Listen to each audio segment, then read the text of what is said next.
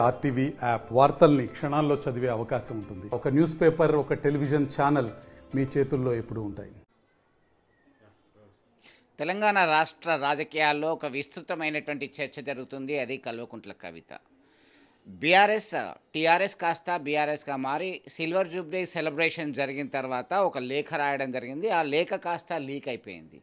అప్పటి నుంచి మొదలైంది ఆ పార్టీలో ఒక విభేదాలు ఉన్నాయంటే అవుననే సమాధానం వస్తుంది. తాజాగా జరిగినటువంటి పరిణామాల నేపథ్యంలో కవితని భారత రాష్ట్ర సమితి నుంచి సస్పెండ్ చేస్తూ ఉత్తర్వులు జారీ చేయడం జరిగింది. ఆ తర్వాత మీడియా సమావేశంలో సైతం ఆమె తనదైన శైలిలో స్పందించారు.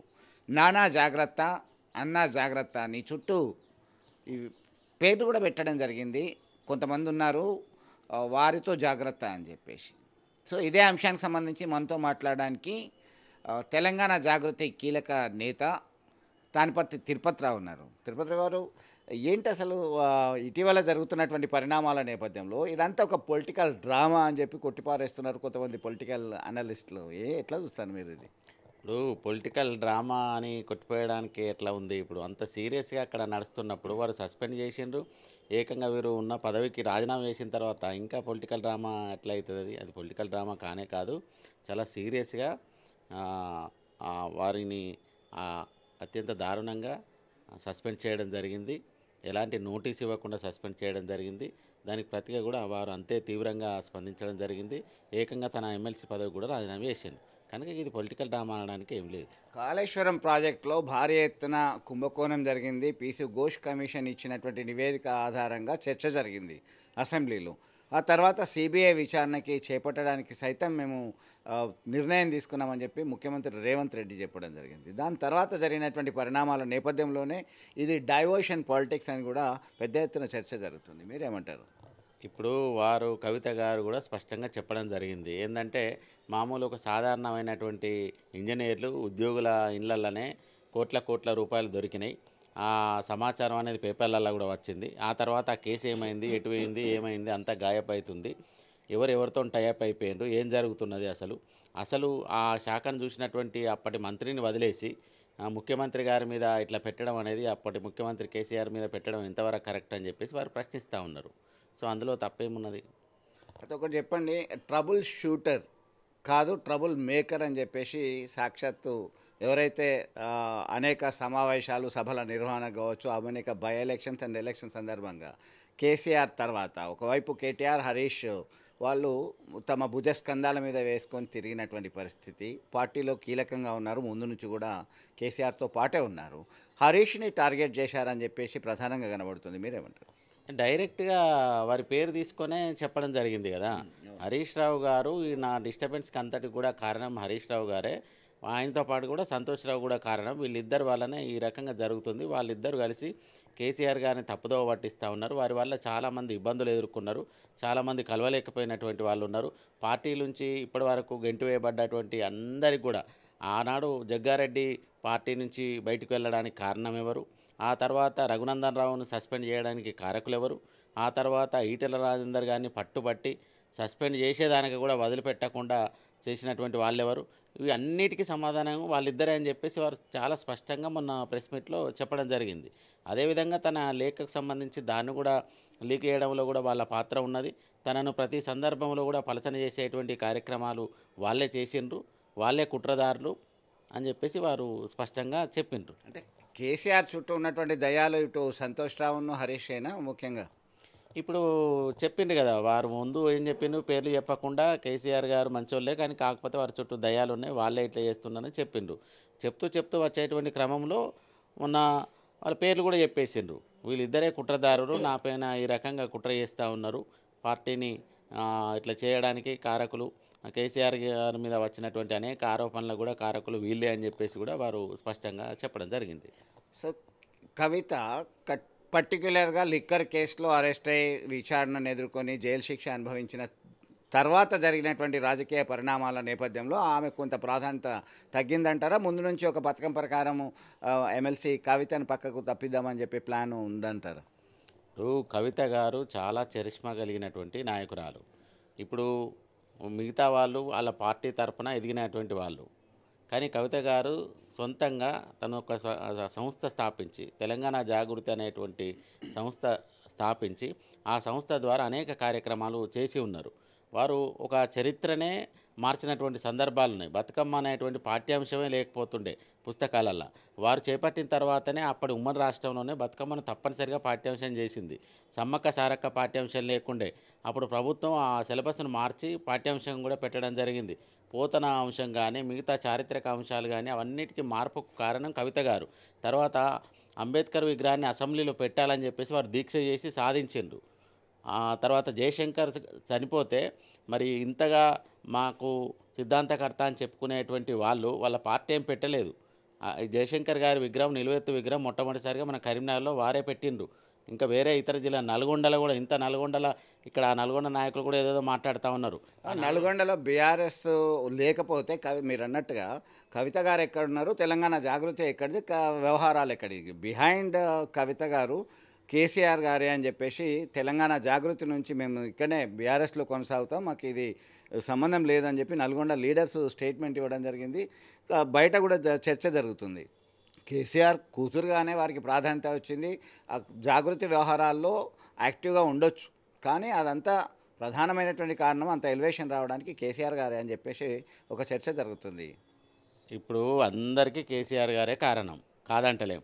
ఇలా అదే నల్గొండలో వారు పెట్టిన జయశంకర్ విగ్రహానికి ఇలా వాళ్ళు పూలదండలు వేస్తూ ఉన్నారు. నిజామాబాద్లో కవిత గారు పెట్టినటువంటి జయశంకర్ విగ్రహానికి పూలదండలు వేస్తూ ఉన్నారు. ఇలా మన కరీంనగర్లో కూడా వారు పెట్టిన విగ్రహానికే పూలదండలు వేస్తూ ఉన్నారు. కవిత గారు ఇక్కడ కాదు, రాష్ట్ర వ్యాప్తంగా వారు తిరగనటువంటి ప్రాంతం కానీ పోనటువంటి కానీ అనేక మంది లక్షలాది మంది ప్రజలను నేరుగా కలిసిండ్రు. బతుకమ్మ సందర్భంలోనైతే 5,000 మంది అండి. ధర్మపురిలో నేను ఇన్ఛార్జిగా ఉన్నప్పుడు 5,000 మంది మహిళలు ఒక చోట రప్పించిండ్రు వాళ్ళు. శ్రీరాంపూర్లో కానీ ట్యాంక్ బండ్ మీదనైతే మనం బతుకమ్మ చేసుకుందాం అంటే ఆంక్షలు ఉండేవి, ప్రభుత్వం ఆంక్షలు పెట్టేది. వారు కోర్టులో వేసి ఆ కోర్టు ద్వారా తెచ్చుకొని బతుకమ్మ ఆడినటువంటి పరిస్థితి. అనేక ఆంక్షలు, అనేక వివక్షలు. ఇట్లాంటి సందర్భంలో వారి యొక్క పోరాట పంత, వారు తెలంగాణ అంశాలను తీసుకున్నటువంటి తీరుతెన్నులు చాలా అద్భుతమైనటువంటి, అవన్నీ చెప్పుకుంటూ పోతే ఒడవది ఇక్కడ. సో కనుక వారు కేసీఆర్ గారి ద్వారానే వచ్చిండ్రు కాదనలేము. కానీ కాకపోతే వారు సొంతంగా ఎదిగిండ్రు. సొంతంగా అంటే తెలంగాణ జాగృతి అనే ఒక సంస్థను పెట్టి కొన్ని వేలాది కార్యక్రమాలు చేసి ఉన్నారు. అనేక మంది కార్యకర్తలను నాకు తెలుసు, నేను అందులో ఒక సభ్యునిగా ఉన్నటువంటి వాడిని, కీలకంగా రాష్ట్ర స్థాయిలో పనిచేసినటువంటి వాడిని. మాకు టీఆర్ఎస్కు చాలా బలం లేనటువంటి చోట్ల కూడా మేము అనేక కార్యక్రమాలు చేపట్టినాం. మంతిన్లో వాళ్ళకు అసలు ఇన్ఛార్జ్ అనేటువంటి వాళ్ళు లేనటువంటి స్థితి. జగిత్యాల్లో కూడా సరి అయినటువంటి అది లేదు. ఒక పొలిటికల్ పార్టీకి సరి అయినటువంటి ప్రాతినిధ్యం లేని జాగాలలో కూడా మా తెలంగాణ జాగృతి పనిచేసింది. సో కనుక కవిత గారు ఏమి లేదు ఉట్టిదే అనేటువంటి ఎవరైతే అంటున్నారో అది వాళ్ళ అజ్ఞానం, దాన్ని మనం ఏం చేయలేము. సో తెలంగాణ జాగృతి వ్యవహారాలు చూస్తున్నటువంటి కవిత గారు, మీరు కావచ్చు, రాజకీయ పార్టీ ఎస్టాబ్లిష్ చేస్తారా? త్వరలోనే వారి రాజకీయ భవితవ్యం ఎలా ఉండబోతుంది? ఎందుకంటే ఒకవైపు తండ్రి నుంచి సస్పెన్షన్ లెటర్ వచ్చింది, నాన్న జాగ్రత్త, అన్న జాగ్రత్త అంటున్నారు. రాఖీ పౌర్ణమి అంటే అంత అఫెక్షనేట్లో ఉండేటువంటి ఆ కుటుంబ సభ్యులకి రాఖీ సైతం కట్టలేకపోయింది. ఎందుకు? ప్రధాన కారణం ఏంటి? డిస్టర్బెన్సెస్ వచ్చిందా, లేకుంటే కేటీఆర్ బీఆర్ఎస్ వర్కింగ్ ప్రెసిడెంట్గా ఉన్నారు, నేను బీఆర్ఎస్ వర్కింగ్ ప్రెసిడెంట్గా ఉండాలి అని చెప్పేసి ఏమైనా డిమాండ్ చేశారా ఇంటర్నల్గా? ఇప్పుడు కవిత గారు ఈ రాఖీ పండుగ సందర్భంలో ఏం జరిగిందనేది మొన్న ప్రెస్ మీట్లో వారు చెప్పడం జరిగింది. మా అన్నకు నేను రాఖీ కట్టాలని అనుకున్నాను, కానీ ఆ సందర్భంలో తనకు వీలు కాలేదు, కలవలేకపోయిండు. కానీ దాన్ని కూడా చిలువలు పలుగ చేసేసి రకరకాల వార్తలు రాయించి మా మధ్య ఏదేదో ఉందని చెప్పేసి ఈ కుట్రదారులే ఆ రకంగా చేసిందని చెప్పేసి కూడా వాడు స్పష్టంగా చెప్పడం జరిగింది. వారికి నాకు తెలిసినంత వరకు వారి తండ్రితో కానీ వాళ్ళ అన్నతో కానీ ఎలాంటి విభేదాలు లేవు. ఉన్న విభేదాలల్లో ఎవరైతే వారి మీద కుట్రలు చేస్తున్నారో వాళ్ళ మీద తప్ప వేరే రకంగా ఏం లేదు. అంటే రాబోయే కాలంలో రాజకీయ పార్టీ స్థాపించే అవకాశం ఉందా, లేదా సస్పెన్షన్ రివోక్ చేసి మళ్ళీ పార్టీలకు వచ్చి ఇన్వైట్ చేస్తే పోయి యాజ్ ఇట్ ఈస్గా యాజ్ యూజువల్గా పనిచేస్తారా? ఇప్పుడు వారు సస్పెండ్ చేసిండ్రు, వీరేమో ఎమ్మెల్సీకి రాజీనామా చేయడం జరిగింది. సో కనుక ఇంత తొందరలోనే మళ్ళీ రివోక్ చేసి అట్లా చేస్తారని అయితే నేను అనుకోవడం లేదు. కవిత గారు రాజకీయ నాయకురాలు కనుక తప్పనిసరిగా వారు రాజకీయాల్లో ఉండాల్సినటువంటి అవసరం ఉంటుంది కనుక వారికి ఇంకా 30 ఏళ్ళ రాజకీయ భవిష్యత్తు ఉన్నది కనుక తప్పనిసరిగా వారి దారిని వారు తప్పనిసరిగా వెతుక్కోవాల్సిందే, వెతుక్కుంటారు కూడా. అంటే ఒకవైపు కాంగ్రెస్ పార్టీలో చేర్చారనేటువంటి చర్చ జోరుగా సాగుతున్నటువంటి నేపథ్యంలో ఆ చెత్తా చెదారం మాకు వద్దు అని చెప్పేసి కాంగ్రెస్ ముఖ్యమంత్రి అంటే రేవంత్ రెడ్డి గారు స్పష్టంగా చెప్పడం జరిగింది. మరొక వైపు బీజేపీ రాష్ట్ర అధ్యక్షుడు రామచంద్రరావు సైతం స్టేట్మెంట్ ఇచ్చారు. అవినీతి మక్కలమంటిన వాళ్ళని మాకు అవసరం లేదు అని చెప్పేసి. అంటే ఆ పార్టీలో చేరడానికి ఏమన్నా లాబింగ్ చేశారా? వాళ్ళు ఏమన్నా అడిగారా? మీరు ఏమన్నా అడిగారా? అసలు కాంగ్రెస్ బీజేపీ అనేటువంటి ప్రస్తావన లేదు. అసలు అసలు ఉన్న దరిద్రం అంతా వాళ్ళ పార్టీలలోనే ఉన్నది. ఇలా అనేక మంది రకరకాల ఆరోపణలు ఎదుర్కొన్నటువంటి వాళ్ళ కండువాలు కప్పిన చరిత్ర బీజేపీకి ఉన్నది. ఇక కాంగ్రెస్ గురించి మనం అనేక స్కాములు, దేశంలో ఉండేటువంటి అనేక స్కాములు జరిగింది వాళ్ళ పార్టీ ద్వారానే. కనుక వారు కవిత గారి మీద చేసేటువంటి ఆరోపణలు అనేటివి అర్థం లేని, ఇలా ఒక ఎమ్మెల్సీ పదవిని తృణప్రాయంగా ఒక గడ్డిపోతతో పదవులు సమానం అని చెప్పేసి ఇట్లా ఇసిరి పారేసినటువంటి వారు ఆ యోధురాలు వారు. సో వారికి పోలికనే లేదు. అసలు ఆ పార్టీలకు వెళ్ళాల్సినటువంటి అవసరం లేదు. కొన్ని నాలాంటి వాళ్ళమైతే మేము సీనియర్ కార్యకర్తలుగా మేమైతే ఏమంటామంటే సొంత ప్రయాణం చేయాలనేటువంటి దాంట్లోనే మేము ఉన్నాం తప్ప ఆ పార్టీలకు ఈ పార్టీలకు పోవడం లేదు. సరే వారు నిర్ణయం తీసుకుంటే ఏదైనా చేస్తాం కావచ్చు, కానీ ఆ అవసరం లేదు, ఆ పార్టీ అవసరం లేదు. తెలంగాణ జాగృతి నేతగా ఉన్నటువంటి సమయంలో, ఎమ్మెల్సీగా బీఆర్ఎస్ నేతగా ఉన్న సమయంలోనే తెలంగాణ బొగ్గుగని కార్మిక సంఘం గౌరవ అధ్యక్షురాలు పదవి నుంచి తొలగించడం జరిగింది. కొప్పుల ఈశ్వర్ గారిని నియమించారు. వేరేమంటారు? ఇప్పుడు అది కూడా చాలా దుర్మార్గం అండి. అప్పుడే స్టార్ట్ అయిందా? అది తొలగించిన తర్వాతనే ఈ రాజకీయ లుకలుకలు స్టార్ట్ అయినాయి అనుకోవచ్చు. ఇప్పుడు తొలగించడం కంటే ముందే వారు లేఖ రాయడం జరిగింది, చెప్పడం జరిగింది. కుట్రదారులు ఉన్నారు, దయ్యాలు ఉన్నాయని చెప్పడం జరిగింది. వారు అక్కడికి అమెరికాకు వెళ్ళిన తర్వాత ఏకంగా అసలు కనీసం మాట మాత్రంగా చెప్పకుండా మీటింగు, సమావేశం ఇట్లా ఏం పెట్టకుండానే వారిని తొలగించి వీరిని పెట్టడం జరిగింది. ఆ విషయం కూడా వారి లేఖల ద్వారా వివరించడం జరిగింది. సో ఇక్కడ పార్టీలో వారి మీద నిర్దాక్షిణ్యంగా చాలా దారుణంగా వివక్ష కొనసాగుతున్నదనడానికి ఇది నిదర్శనం. ఇంతకన్నా ఏం కావాలి? అంటే ఈ వివక్షకి ప్రధాన కారణం ఆ కుట్రదారులైనా ఎవరైతే హరీష్, సంతోష్ రావుల ప్రధాన కారణమా? అవును. అంటే అంతకుముందు సైతం మాజీ మంత్రి జగదీశ్వర్ రెడ్డికి సంబంధించి సైతం కామెంట్స్ ఒకరికి వ్యతిరేకంగా పరస్పరం ప్రతి విమర్శలు చేసుకున్నారు. అది ఒక ఆజ్యం అనుకోవచ్చు. ఇప్పుడు మేమేమంటున్నాం, ఇక్కడ ప్రధానంగానైతే ఇద్దరి మీద వారు ఆరోపణలు చేసిండ్రు. సో జగదీశ్వర్ రెడ్డి గారు కూడా ఆయన ఏదో ఎక్కువ ఊహించుకొని వీరి మీద కూడా కామెంట్ చేసి దాన్ని కూడా ఖండించడం జరిగింది. సరే ఏదేమైనా కానీ కవిత గారి యొక్క చరిష్మాని, కవిత గారి యొక్క దూకుడును తట్టుకోలేక వారు కనుక అట్లనే కొనసాగితే పార్టీలో వారి ప్రాధాన్యతను తగ్గిపోతా అనేటువంటి భావనతో, ఒక అభద్రతతో వారు ఆ రకంగా వ్యవహరించారు. అంటే పార్టీ సంక్షోభంలో ఉంది. ఆ సంక్షోభంలో ఉన్నటువంటి సమయంలో అక్కడికి రావాలే చేతనైతే కూతురిగా, ఒక సీనియర్ నేతగా, బీఆర్ఎస్ ప్రతి కార్యకర్తతో, ప్రతి నేతతో ఇంటిమసీ ఉన్నటువంటి నేతగా ఈ లేఖలు రాయడము ఇదంతా ఏంటి? ఇంటర్నల్ ఇష్యూస్ అన్నీ కూడా సాల్వ్ చేసుకునే అవకాశం ఉండే సమయంలో ఇట్లా ఎందుకు చేయాల్సి వచ్చిందని అంటున్నారు కొంచెం. ఇప్పుడు వారు ఆ లేఖలు బయటకు వచ్చిన సందర్భంలో చెప్పిండ్రు, మా నాన్నగారికి నేను ఇప్పుడు కొత్తగా లేఖలు రాయలేదు, అనేక లేఖలు రాసిన మా నాన్న చక్కగా చదువుకొని కొన్నిటి మీద చర్యలు తీసుకునేవారు, కొన్ని పక్కకు పెట్టేవాళ్ళు. కానీ ఈసారి రాసినటువంటి లేఖ మాత్రం బయటికి ఎట్లా వచ్చింది? నేను లేని సమయంలో కావాలని బయటికి లీక్ చేసినని చెప్పేసే కదా వారు అన్నది. సో కనుక లేఖలు రాయడం అనేది కొత్త ఏమి కాదు. రాజకీయ పార్టీ ఎప్పుడు పెట్టబోతున్నారు? ఏం పేరు ఉంటుంది దాదాపుగా? ఇప్పుడు వారైతే మొన్న ప్రెస్ మీట్లో చెప్పినటువంటి విషయం ఏంటి అంటే, ఒక 2-3 రోజుల తర్వాత మా కార్యకర్తలు, మిగతా మేధావులను అందరినీ కూడా సంప్రదించి ఒక సముచితమైనటువంటి నిర్ణయం తీసుకుంటామని చెప్పేసి చెప్పడం జరిగింది. ఒకవేళ నిజంగానే రాజకీయ పార్టీ పెడితే మాత్రం నేనైతే ఒక సీనియర్ కార్యకర్తగా నేనైతే తెలంగాణ జాగృతి అనే పేరుతోనే పార్టీ పెట్టాలని కోరుకుంటున్నాను. అత్యధికులు అదే కోరుకుంటారా? అవును, తప్పకుండా. ఎందుకంటే మాకు ఉనికినిచ్చినటువంటి సంస్థ అది.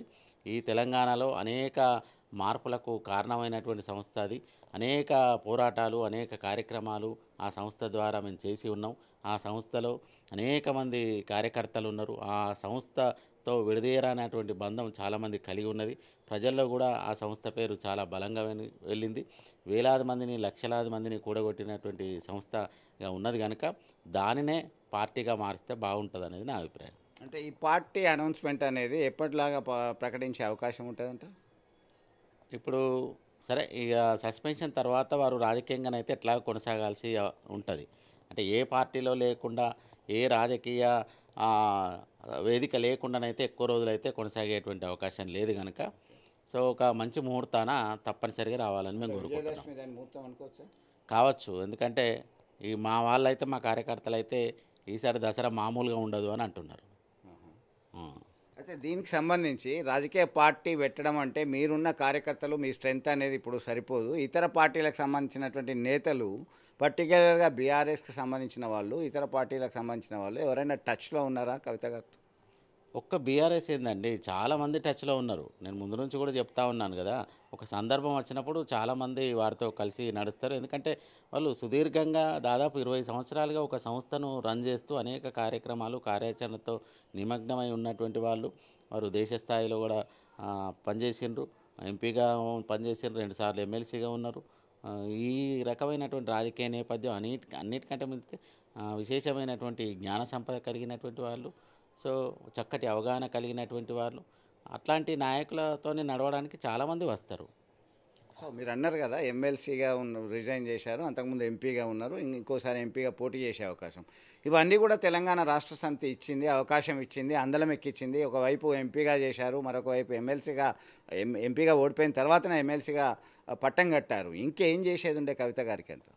ఇప్పుడు వారు బీఆర్ఎస్ పార్టీలో ఉన్నప్పుడు బీఆర్ఎస్ పార్టీ నుంచే పోటీ చేస్తారు. అందులో వారు ఒక్కరే కాదు, అనేక మంది బీఆర్ఎస్ పార్టీ టికెట్ మీద పోటీ చేసిండ్రు, గెలిచిండ్రు, ఓడిండ్రు, అది వేరు విషయము.